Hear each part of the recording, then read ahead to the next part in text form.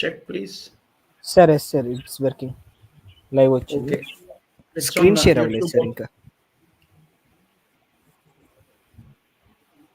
చూడు ఇప్పుడు షేర్ అయిందా? షేర్ అవ్వలేదు సార్ స్క్రీన్. స్క్రీన్ షేర్ మీ అవ్వదా? వీడియో వస్తుంది, లైవ్ వస్తుంది కానీ స్క్రీన్ షేర్ అవ్వలేదు. Okay, 1 minute.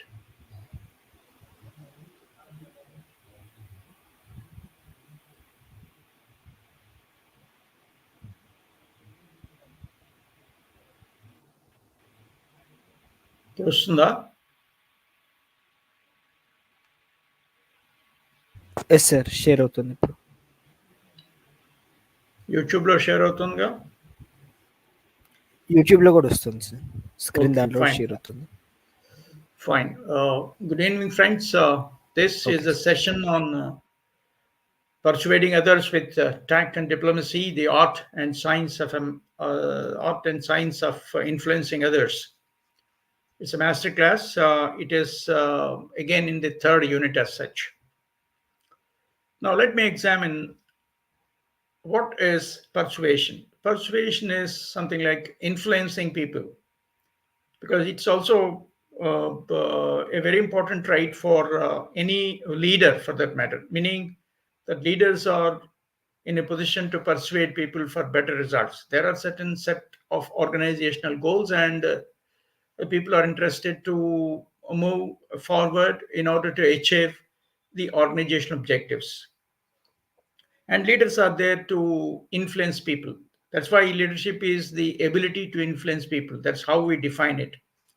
Now, when we talk about influencing people, it is, I mean, getting them into results. So let us examine how this process works, because persuasion is a process. It's a absolutely a positive process wherein you are influencing people with positive motivation. It's not like calming down others and all that, like by penalizing them, and no, that's not persuasion as such. So let us examine what's all this, and then come on to discussion on various aspects of this persuasive skill the leaders necessarily should have. The persuasion is defined as the art of influencing others' attitudes, beliefs, and actions without coercion. Mind it, this is very, very important aspect. Without coercion, that means you're not supposed to penalize them. Mind it, no penalties, no punishments, nothing like that. You can't show your designation, supervision, and all that. I'm your boss, you're supposed to do this. No, that's not persuasion all about. Okay, let's examine why persuasion matters. Why should we persuade people? Are they not interested to work on their own? Yes, of course, but then in order to help others to uh, discharge their own duties and obligations in the process of getting things done, organizational objectives to be achieved, persuasion matters a lot. It enhances communication and fosters collaboration and supports conflict resolution. This persuasion enhances communication because it's a communication between yourself as a boss and your subordinates, or among the people as such. Persuasion is all about positive communication about something, and it fosters collaboration. Then you start communicating and narrating the things that they are supposed to do, and answer all the queries or clarifications you are supposed to give.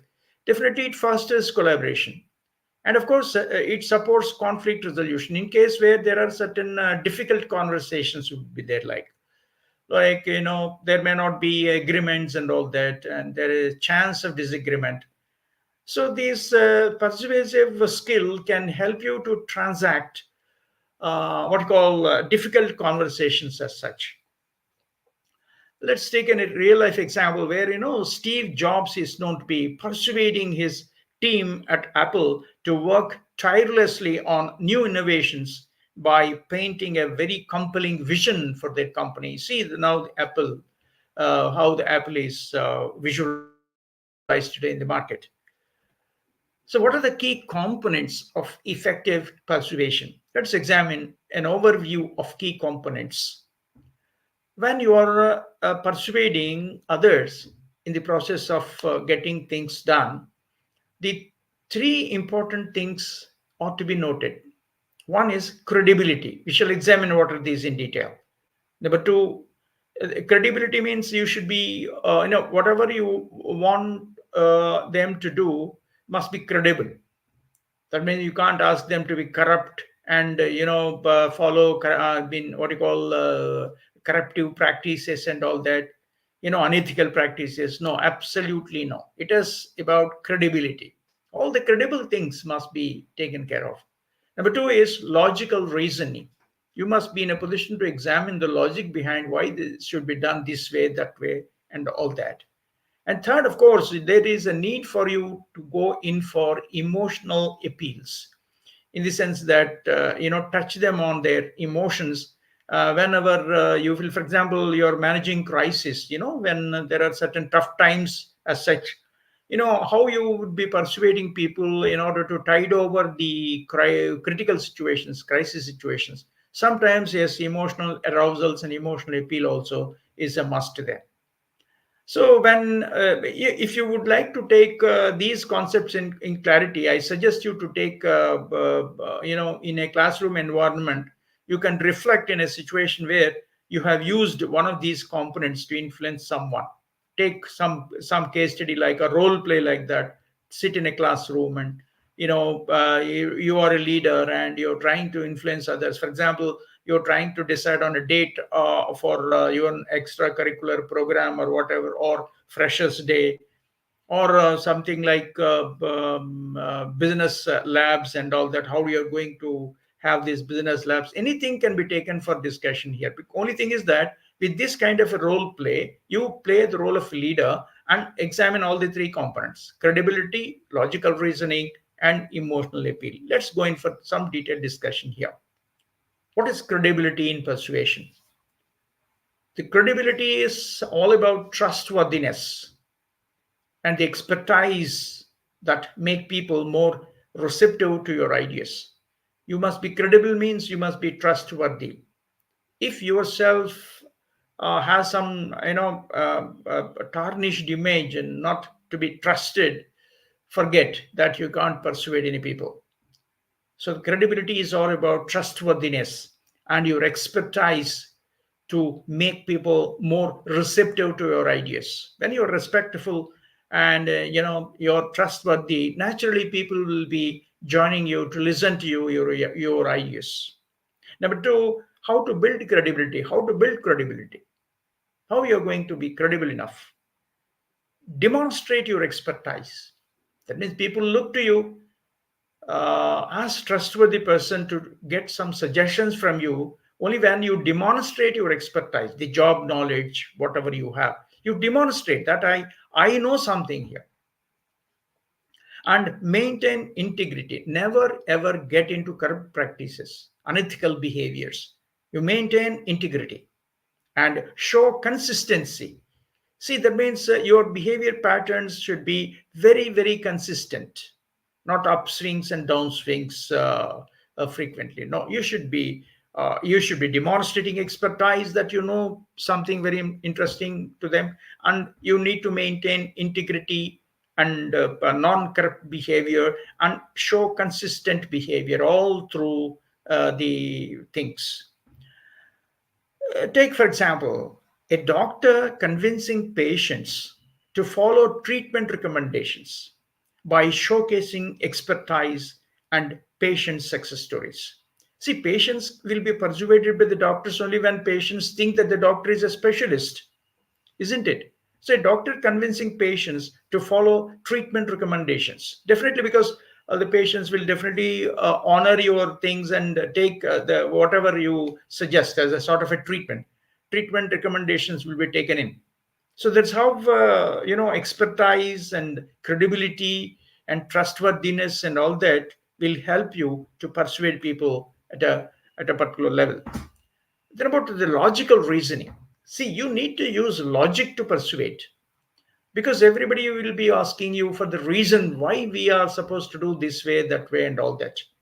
So absolutely, you should be having a logical reasoning ability to explain things why these should be done this way. So presenting a very clear, structured, and evidence-based arguments. See, don't suggest things this way, that way, without any basis for your ideas as such. So you try to present a very clear picture and very structured scenario and evidence-based arguments. Otherwise, you cannot persuade people. Now, let us examine what do you mean by logical reasoning and what are the elements of logical reasoning. Number one, bring the facts. Facts are absolute truths, no falsification minded. Number two, talk in terms of data that is there with you to support your argument. That's figures. Number two is rational explanations. You should be absolutely rational in the process of explaining things. Logical reasoning is supported by your rational explanations. This is to be done this way because the reason is like this, like that. So for example, let's take a real life example. In order to persuade a company's leadership team, you can use statistics, database. We have already talked about it because today data-driven management is very necessary. So, say for example, you're adopting a new software. So let your subordinate team understand why we need to adopt new software. Now you bring your argument by showing statistics and statistics of some XYZ companies. How did they benefit for using this a new software and all? This helps you. This is what we call logical reasoning. Use statistics to persuade your team on the benefits of adopting a new software. That can be easily understood, and they will have every reason to understand why this new software is to be adopted, and leaders can understand, top management can understand why this new software can be adopted. Next, about emotional appeal. What is this emotional appeal? And why do we engage emotions to make your message more impactful? It's very important. Sometimes, yes, you have to touch upon the emotions. Emotions are mental excitements, excited states. So you should be involved in your argument when, for example, you're addressing a team of people on a particular project, a new project to be taken up, and then instead of giving a rational reasons, you should also be arousing their emotions as such by suggesting an emotional sorry by using emotional appeals. That means you need to relate to others values, use stories. Storytelling helps a lot. So for example, in last year what I did was, and how the things happened and all this kind of storytelling touches on their emotions. And you can also express empathy. See, from their perspective you try to answer instead of your agenda. Try not to open your agenda at the same time. First let it be from their point of view. You can answer all questions about the apprehensions raised by your own subordinates, a team of people. Now, what happens here? This kind of emotional appeals can be used. For example, advertisers use these emotional appeals. Do you know how the advertisers use these emotional appeals? For example, one there is what called a company called Kaiton. Kaiton, the fans and all. Kaiton kitchen fan has advertised once. Now that advertisement reads like this. It's addressing to housewives. Are you cooking or are you being cooked in the kitchen? See this bold headline. It touches. What is that being cooked? Because cooking is a laborious exercise and all that, a lot of fumes and all, and your kitchen becomes very stuffy, and it will be some sort of a problem to stay in your kitchen for minutes, hours together. So let the things go out of your kitchen, like exhaust fan, all fumes and all that, that goes out. So that's see how this is called an emotional appeal. Instead, the Ketan kitchen fan advertisement can be, what are the uses of kitchen fan and all that, what are the models, what are the prices and all. That's again another thing, like rational appeal. But here it is an emotional appeal. So same thing happens in case where you want to influence your team of people. In case where you're transacting some crisis situations and very important things, you need to create emotional appeals as such. For example, you say for a charity campaigns, you might have seen in the charity campaigns, right? So if you are asked to donate for blind people, for example, or downtrodden people, for example, orphanages, for example, how these advertisements will be. The advertisements show a lot of impactful stories to encourage donations. Just the same type of a thing is to be taken care of by you when you're using an emotional appeal, right? Touching on the emotions. That's another interesting strategy. Now, okay, all is said about the components of persuasion and all that. For example, you need to improve your persuasive skills. Do you think that you have persuasive skills that is influencing your people? Check yourself, dear students. Are you in a position to influence your friends, influence your family members, persuade family members, not by coercion, mind it, not by nagging. It's by, giving the exact information, impactful information, so that they can get influenced. So let us examine techniques to enhance persuasion. How do you persuade people? Because I have already told you that it is a process, mind it. It's a process. It's not simply an activity, it's a process. Let's see what is this process. Active listening is very, very important, because you should be in a position to be empathetic. Because once you present your problem and in a persuasive style, your subordinates will ask you a number of questions. So if you do not answer them, if you do not answer their queries, questions, concerns, then everything gets lost. They will not listen to you, as a matter of fact. So the first one is active listening and adapting the language. For example, language may mean vernacular language or whatever. It can be English, Telugu, whatever you feel like, and the people who are talking, in that particular organization, whatever it is, using the particular language, adapting the language, understand the audience needs. You should be in a position to understand. That's why we said, it is practicing empathy is very, very important. From their perspective, try to answer problems, not from your perspective. So people are not interested to swallow your perspective on various types of problems. So you slowly come to the other side of the coin, like how this helps us, how this helps you. So that's how you try to look at it. So if you want to practice empathy, you should have active listening habit, and you should speak in their own language, and you should be in a position to understand the needs of the people who are there sitting with you on across the table, whatever. Now, this is like again interesting role play. I suggest all student friends to go in college rooms, classrooms.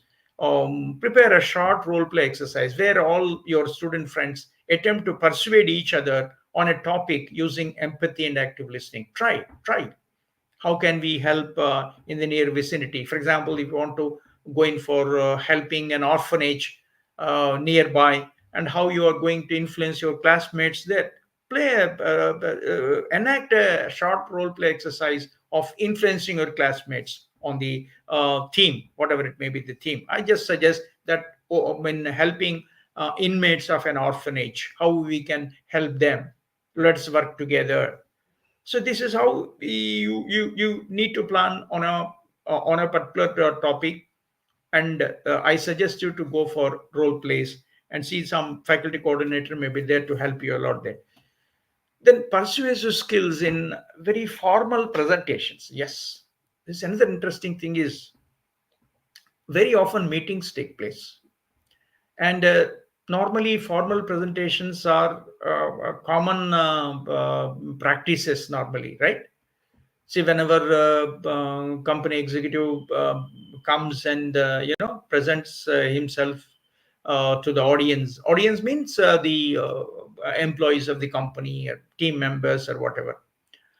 Now you need to make out your presentations, meaning talks, verbal presentations must be so emphatic.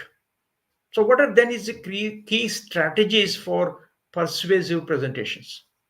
Say, for example, you would like to make a presentation, the PowerPoint presentation, a dynamic PowerPoint presentation, or you want to make a presentation by speech, oral presentation, as a matter of fact. So, structure your argument. And any presentation should have a beautiful, address. For example, it's called OHM addressing. OHM means a surprise. Announce a story. Storytelling, you can start by storytelling, or you can drop an important statistic, a data with regard to the company, or some surprising arguments, whatever it is. And that's how you need to create a point for people to listen to you most. So start with some sort of a surprise. That's what we call a starting point. You're paving the way in between yourself and the other parties with whom you're interacting. And second is, slowly you get into the structure of your argument. Very important, the middle. And after bringing down all your logical arguments, again with an emphatic close, with an appeal, emphatic appeal, very very important. So you can use visuals, you can manage tone also. Monotone is not good enough. Vary the tone. That means voice culture. You should have a voice culture, because you're using the medium like a verbal mode of presentation here. There are, when you're explaining a pleasant story, or when you're explaining an unpleasant story, the tone matters a lot. That's it. Manage your tone and keep it very concise. Don't go in for elaborate arguments without data driven arguments. The people are not interested to be there. For example, after every 4 5 10 15 minutes, attention span gets disturbed. If you can't make yourself crystal clear in terms of your presentations, it will go out of gear. That's very important. So let's see an example here. A manager presenting a proposal to adopt a flexible work policy, meaning that the company is introducing a flexible work policy. You know what is meant by fixed versus flexible work policy? That means people have their own flexible time, because the company should work for 8 hours. Anyway, the employee should work for 8 hours. And of course, company will work for 24 hours in 3 shifts, for example. So you will be asked to come to 8 hours shift at any given point of time, flexible to you. So the company is now trying to make a proposal to adopt a flexible work policy by, how you want to build up an argument by citing productivity research and employee testimonials, meaning that the research says that the employee productivity enhances because of the flexible work hours. So we are opting for that. And you can bring employee testimonials also by saying that the employees are very very happy about accepting these flexible work hours somewhere else. These are research findings. So if you build up the argument like this, you're presenting a proposal to adopt a flexible work policy to your own individual employee, organizational employees will definitely click. So that's how we need to make presentations with a persuasive skill of handling your verbal conversations and all that. Next comes is persuasion and negotiation, or persuasion and negotiation are same or different? Because in negotiation table also, yes, we sit and we discuss things. There also agreements, disagreements, etc. take place. For example, you're handling a big customer, or you're handling a supplier in your organization, sitting in across the table. So, what is the distinction between persuasion and negotiation?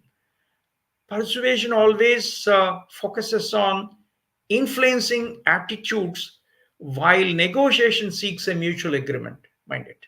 See, persuasion is much more important when compared to negotiation as such. It is negotiation plus when we talk about persuasion. It's so intense. Persuasion is so intense that you're influencing the attitudes of people. You are seeking them to act on a particular way you want them to act. So that's why persuasion focuses mostly on influencing attitudes. Well, negotiation looks at the mutual agreement. What is there in you, what is there for you, and what is there for me, and all. So you settled on a mutual agreement as such. So it is, persuasion is something more serious affair in the process of influencing people when compared to negotiation as such. For example, say you are convincing a team to adopt a new software. Earlier I was just telling you, see, convincing a team of people to adopt a new software, a new technology, or new project, or whatever it is, there is a lot of homework is necessary, because you need to convince them. By convincing, what we mean, you are trying to influence the attitudes in favor of the common objective. That is what persuasion is all about. Say for negotiation, discussing terms with the supplier to get a better price. See, for example, supplier, you're entertaining suppliers over a negotiation table and all that. You want to settle down the issue by suggesting a better price for the supplier, in order that the supplier will give you the raw material at that particular price. This is a simple thing. Of course, when I say simple, in comparison with persuasion, we are discussing here. So persuasion versus negotiation, what we need to elaborate on. So let's examine, though when we talk on the science of persuasion, like the you need to persuade people. There is a credibility you should have, and you should have emotional appeal and all that. You should have a set procedure in the process of persuading people and all. Fine, everything, the stepwise process, ingredients of components of persuasion are all fine. Then how do you act on?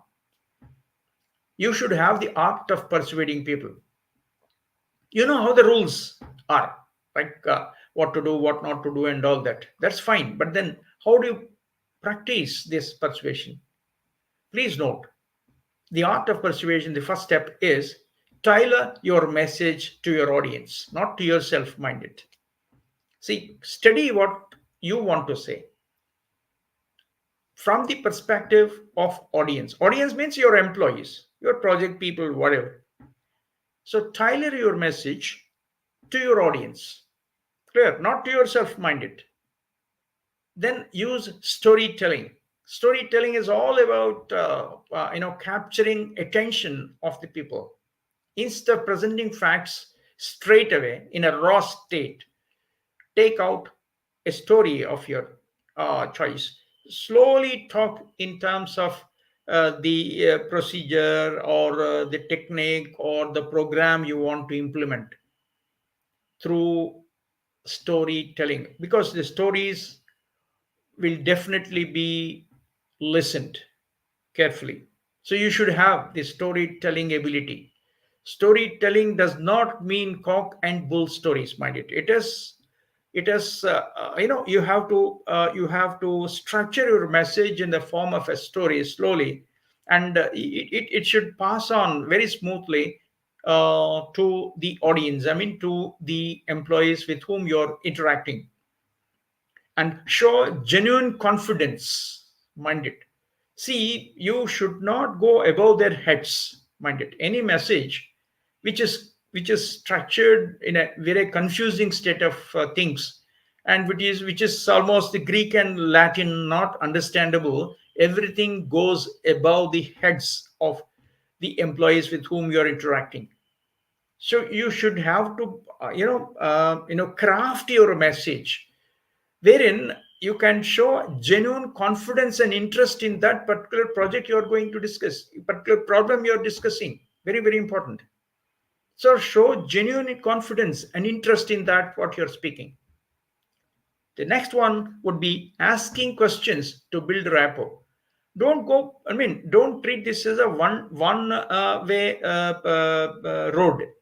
Don't treat this as a one way road. Ask questions, get the feedback, because that's how we have to build up rapport, right? So you have done something, after 10 minutes, 15 minutes of your presentation, or argument or whatever you call, and then ask your subordinates or the people, uh, how do they feel about it, and if they want to add something or delete something or anything of that sort, arguments, you build up rapport through asking questions. That's another interesting thing. Then present potential benefits and values, and at the end of the day, everybody will be looking at why this kind of a new policy, why this kind of a new program, new project, new things, new methodologies, why we need to accept it. That will be the 100% doubts in the minds of the employees. So at the end of the thing, or throughout the presentation, you must be sure enough that you are talking in terms of potential benefits and values that can be derived out of this kind of a thing. So present potential benefits and values. These are the steps which create your skillful art of persuasion.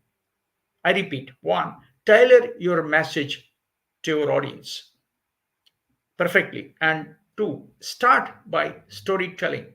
Use a storytelling strategy in order to, touch them on the spot. Third is show genuine confidence, genuine interest and confidence. You should convince them that the management or yourself is also interested in this plan of activities. And then building rapport is another thing. Ask questions, get the feedback, whether they understood or not. By asking questions and, I mean, open feedback, you can also understand whether things are going straight away to them or not. And then present potential benefits and values. Always, of course, there may be risks also. You can talk about risk factors when you're going, managing in a new state of circumstances and all that. New methodologies are used, new programs are used, new projects are taken up. Yes, talk about certain risks, but at the same time, concentrate on present potential benefits and values that they have. Say, for example, in the field of politics, you might be noticing it. Politicians persuading voters by connecting personally and demonstrating empathy, right? Most of the politicians, when they address election rallies, they start talking about the schemes and all that, how much a monetary advantage you derive of the X scheme, Y scheme, Z scheme, and all that. It's persuading voters, and they connect them personally with the voters. Just like the same thing should happen when you're on a conversational table, on handling whether it's comfortable conversations or even difficult conversations also. Please try to be there on this persuasive, skill oriented approach. Then when you have a positioner of authority, like you are a leader, you are a manager, or you're a chairman, so, how do you influence others from a position of authority? Yeah, you are authorized person, and formal authority is there. You are the manager of the team, or you are a president, or sometimes somebody, whatever, having formal authority. So, is it easy to influence people with authority? Of course, it is. 50% this way, 50% that way. Because you are a leader not by designation, you are a leader by practice. See, that's what we mean. It's not, leadership is not a tag, it's a functional ability to influence others. Just because you're considered to be designated as vice president or president or chairman, it does not mean that you're a good person to persuade people in your own way. It may not be possible. That's why we said. So persuasion with authority, yeah. When you have an authority, first one is that you should be assertive enough. If you're docile, nobody will listen to you. when we say assertiveness, it does not mean you are disrespectful towards others. Absolutely no. You must respect other human beings, respect your colleagues, be assertive, at the same time, be respectful, and set clear expectations what you want from others. Unclear expectations, elusive expectations, high expectations beyond certain levels absolutely will boomerang. Please note. So, using position or authority, of course, you have some advantage because you're an authorized person designated with formal authority. But at the same time, persuasion is a skillful activity. So, what to do? Be assertive yet respectful, and set clear expectations from others. That's very, very important. And a team leader motivating team members to meet deadlines by framing deadlines as shared success goal. Just you should not throw people into that scenario and be the spectator. No, you please join the team, because though you are having a position or authority as a team leader, manager, vice president, whatever it is, motivating team members may mean here not simply announcing the deadlines and keep quiet. No, by framing deadlines, you are also part and parcel of the entire story. So that's why you also share the goal, all the success goals, etc., what you are planning for must be shared again. You should also be you should also form a part and parcel of the entire role play as such. That's very interesting, because that then only you will be trusted, not by position, authority, or the tag you have as either vice president, president, or whatever. Suppose, for example, you don't have any authority, you don't have any power or authority in the organization. Then how do you persuade without formal authority? Is it possible to persuade people without formal authority? What is your take on this? Suppose if you say yes, no, the answer is no, because you need not have a formal authority like having a tag like a manager or somebody. If you are an expert recognized by people, expertise can be one thing, which is easily be recognizable, and all those experts will be trustworthy. So what may happen here is that I've already told you that the persuasion is a process, mind it. It's not taken for granted that if you have an authority, I can influence people, I can authorize this, that, and all. It's not possible as such. So without formal authority, what we need to do is you have to build rapport, use collaborative language with them, and position your suggestions as mutually beneficial. Don't trust on them. Even without formal authority, if people come to you and see you as an expert and a trustworthy person, you can as well do this exercise of persuasion of people, persuading people for better results. So, first is build rapport, then use collaborative language. You and me are together, and position your suggestions as a mutually beneficial. It's not for me, it's for you, for us as such. So take an example here. A junior team member can be an influencing factor, mind it. A junior team member suggesting a new project approach by emphasizing its advantages for the team's goals. Please note, he's a very junior team member, but highly knowledgeable, for example. Want to say an idea, and this idea is to be taken by other team members as such. As a junior team member, he is not having any formal authority because he is not a manager of the team or whatever. But yet, how do this junior team member do this exercise? Yes, see, he suggests a new project approach by emphasizing its advantages for the team's goals, not for his own advantage or for somebody's own advantage.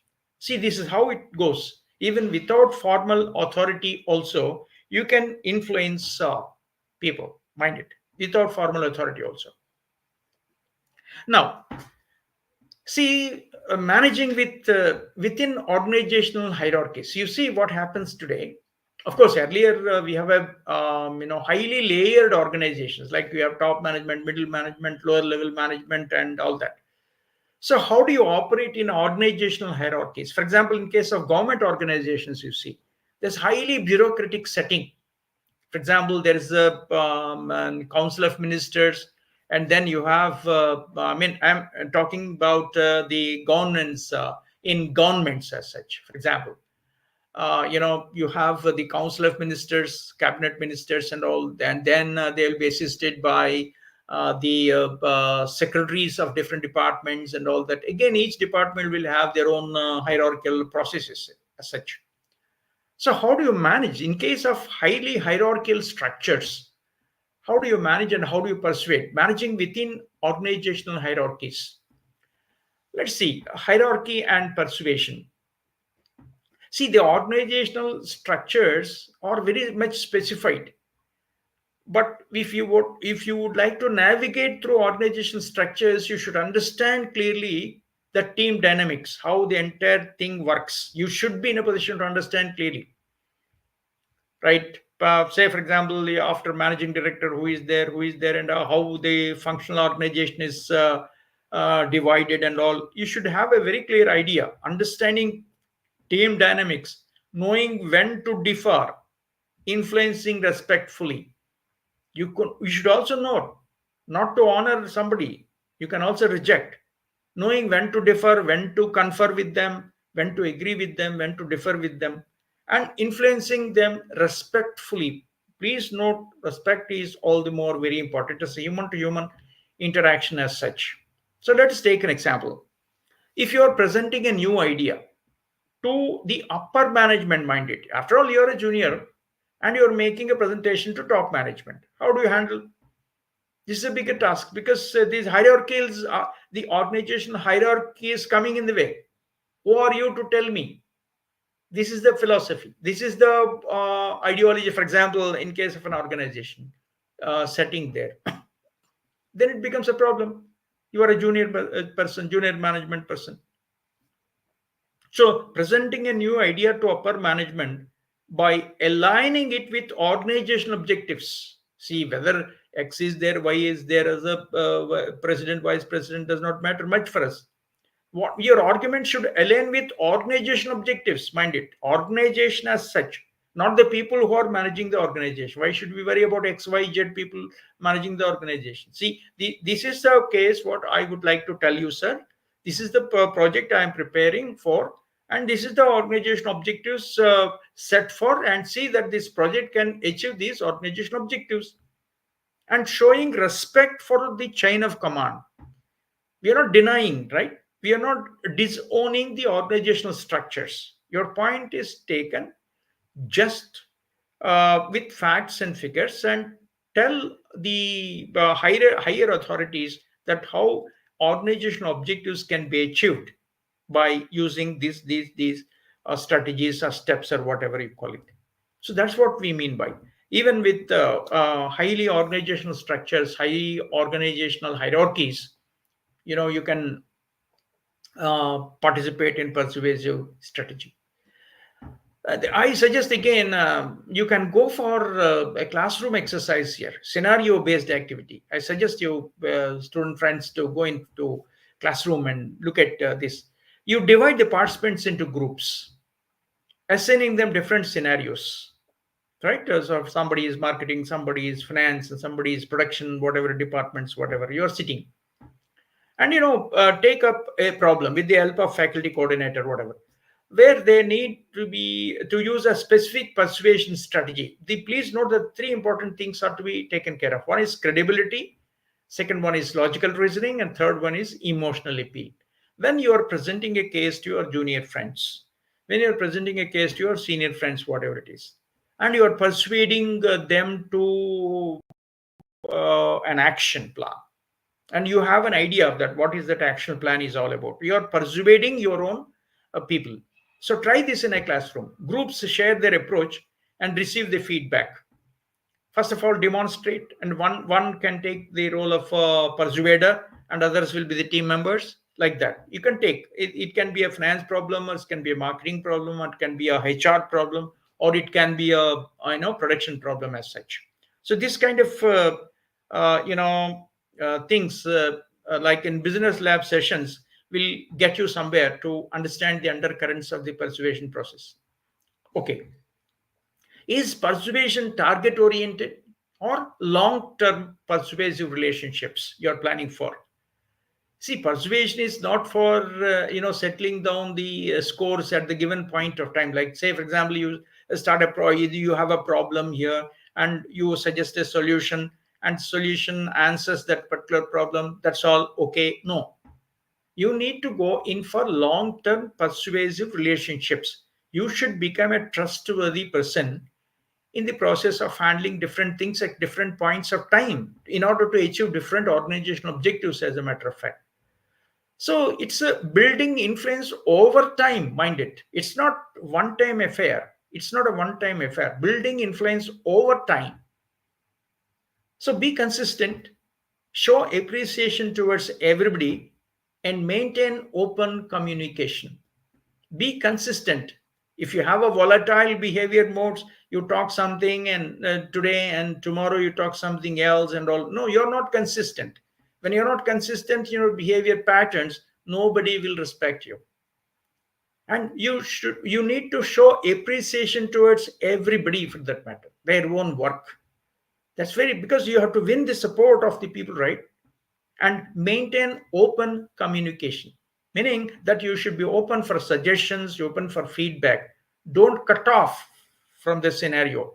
When the problem comes, you interact, and when there's no problem, you shut off from the your subordinate. That's a very bad practice.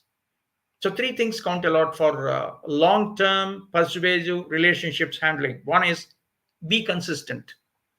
Number two is show appreciation. I mean, all people who are working with you, and then maintain open communication. So it says, take for example, a mentor building a trusting relationship with the mentee over regular check-ins and guidance. So, for example, mentor-mentee relationship in the organization as such, you will be selecting a mentor. So, mentor-mentee relationship should be, is a long drawn, right? Long-term relationship, as a matter of fact. So a mentor building a trusting relationship, meaning the mentee should trust the mentor. Then only he will be in a position he will be open to the suggestions made by mentor. At the same time, mentee also should be open in the communication pattern, so that the mentor can believe that the mentee takes decisions from my side and all that. So this should be regular check-ins, and guidance must be made possible here, meaning you, in case where anything goes wrong somewhere, then the entire problem comes to complete stop as such. So this you need to maintain long-term persuasive relationships. So now I just would like to conclude with key learnings here.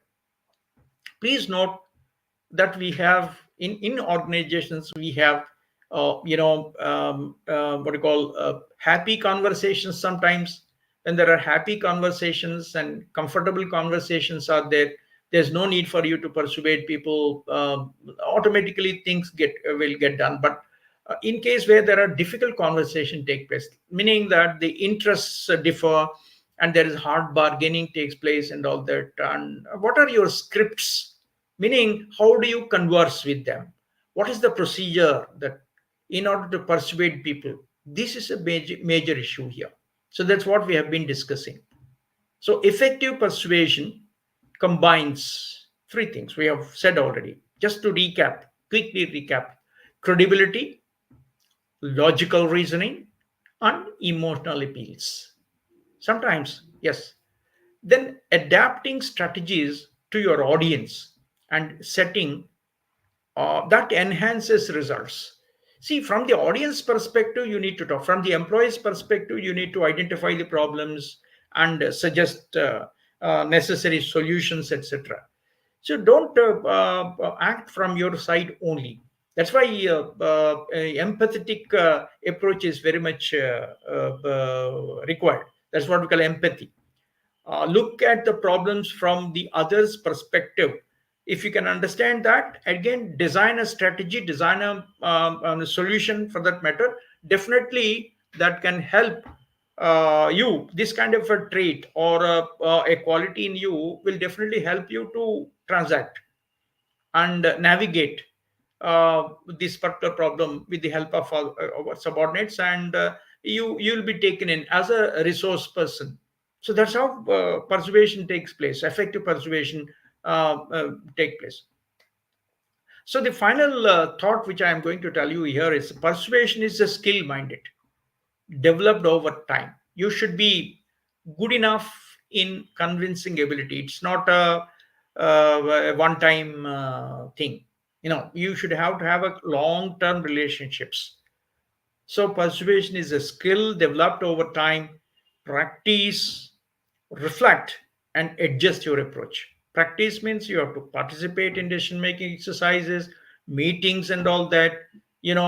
Make your presentations crystal clear. Check yourself whether you're going across the table and all that, whether your points are taken with some sort of clarity over, etc. Then again come back and reflect. You have done a right thing or wrong thing. Is it right path when we are going ahead or not? So please note, try to understand how the things mean for you. So reflect clearly and then adjust your approach based on your feedbacks. So this is how the entire thing should necessarily go out. So please, I stop here. uh, then the things would be for you for interaction. Any doubt or whatever here it is, this is